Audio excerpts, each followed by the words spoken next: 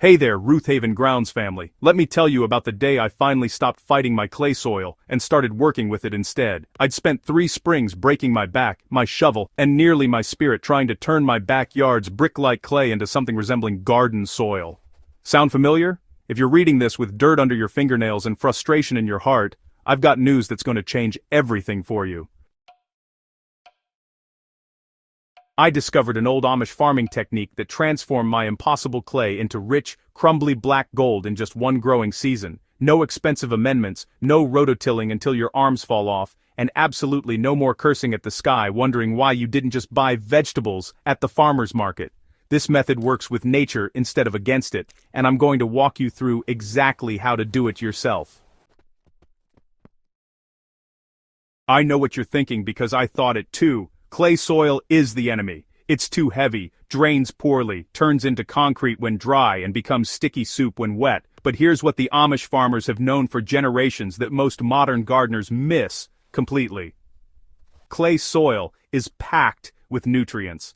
While sandy soil lets everything wash away, clay holds on to minerals like calcium, magnesium, and potassium like a treasure chest. The problem isn't the clay itself, but its structure. Those tiny clay particles packed together so tightly that water, air, and roots can't penetrate properly.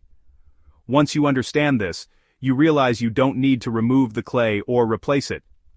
You need to transform its structure, and that's exactly what this technique does. The Amish method I'm sharing today is a variation of sheet mulching, but with specific layers and timing that accelerate the transformation process dramatically. I call it the lasagna method on steroids, and it works by feeding the army of microorganisms already living in your soil. Here's the beautiful simplicity of it. You're going to layer organic materials directly on top of your clay soil in a specific order, then let nature's decomposers do the heavy lifting.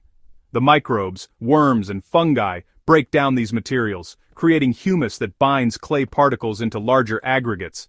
This improves drainage, increases air pockets, and creates that crumbly texture every gardener dreams about.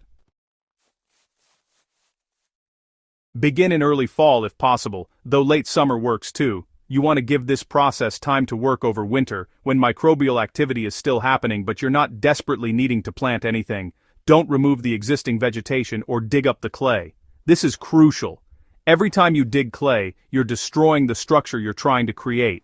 Mow or cut down whatever's growing there as short as possible. Leave those clippings right where they fall. Then lay down a foundation layer of cardboard directly on top of the clay and existing vegetation. Use plain cardboard without glossy printing, and overlap the pieces by at least 6 inches. Remove any tape or staples. This cardboard serves multiple purposes. It smothers existing weeds and grass, provides carbon for your decomposers, and creates a barrier that earthworms absolutely love to work under.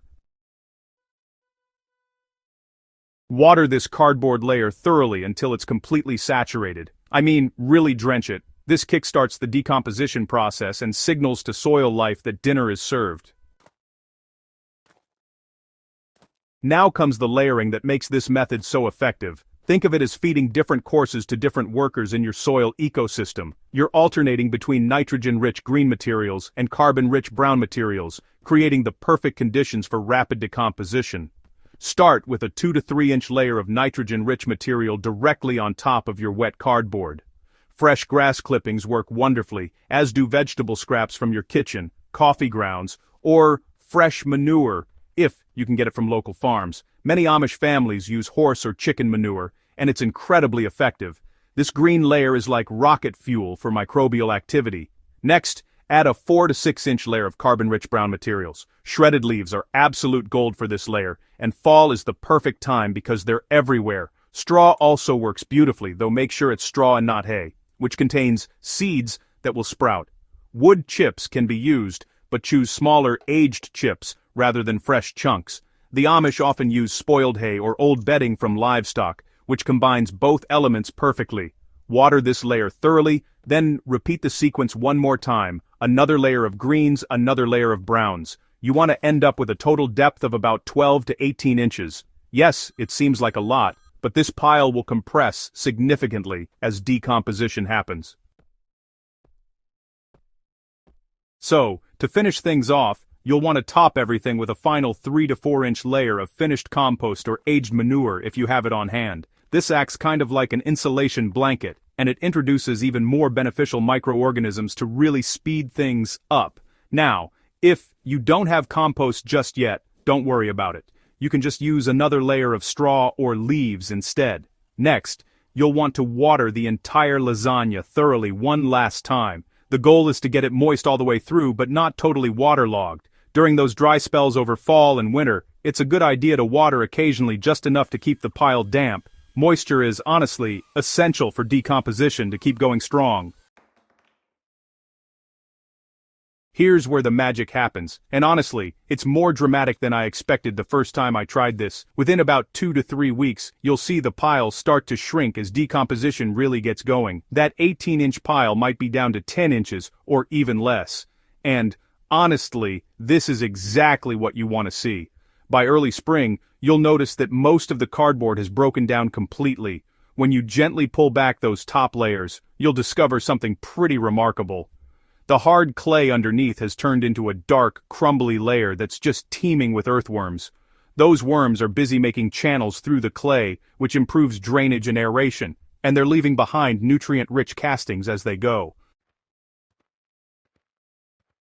The real transformation, though, happens right at the interface between your organic layers and the original clay. Microbes and worms, they don't really care about the boundary between your amendments and the native soil. They just keep working, pulling organic matter down, and naturally mixing it in with the clay particles. By late spring, you can start planting directly into this transformed soil. For the first season, focus on heavy feeders like tomatoes, squash, and peppers. They'll thrive in the rich, loose-growing medium you've created. Their roots will continue breaking up the clay beneath, while the decomposition process continues. Make planting pockets by pulling aside the mulch layers and add a handful of additional compost if you want an extra boost. The beauty of this system is that you can keep adding thin layers of organic material as mulch throughout the growing season. Grass clippings, pulled weeds before they set seed, and kitchen scraps can all go right on top, continuing to feed your soil ecosystem. The difference between this Amish-inspired method and conventional clay soil improvement is night and day. Traditional advice tells you to till in several inches of compost or other amendments. The problem: tilling destroys soil structure, creates hardpan layers, brings weed seeds to the surface, and requires enormous physical effort. Plus, you're fighting the clay's natural compaction by breaking it apart mechanically. This sheet mulching approach works with the clay's properties instead. You're feeding the biological life that naturally creates good soil structure.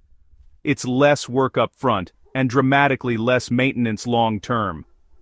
The Amish have been using variations of this technique for generations because it's sustainable, cost-effective, and actually improves your soil year after year, rather than requiring constant intervention. Friend, I've walked this journey from clay soil despair to black gold success, and I want the same transformation for your garden. Start this process as soon as you can gather your materials. Check with local tree services for wood chips. Save your leaves this fall. Connect with nearby farms for manure. And start collecting cardboard. The satisfaction of running your hands through soil you've transformed yourself is unmatched. You're not just growing plants. You're building an ecosystem that gets richer and more productive every single season. Ready to transform your impossible clay into thriving garden soil? Subscribe to Root Haven Grounds for more practical gardening wisdom that actually works, and share this article with any fellow gardeners who are tired of fighting their difficult soil. Drop a comment below telling me about your clay soil struggles, and let's build better gardens together. Your black gold awaits.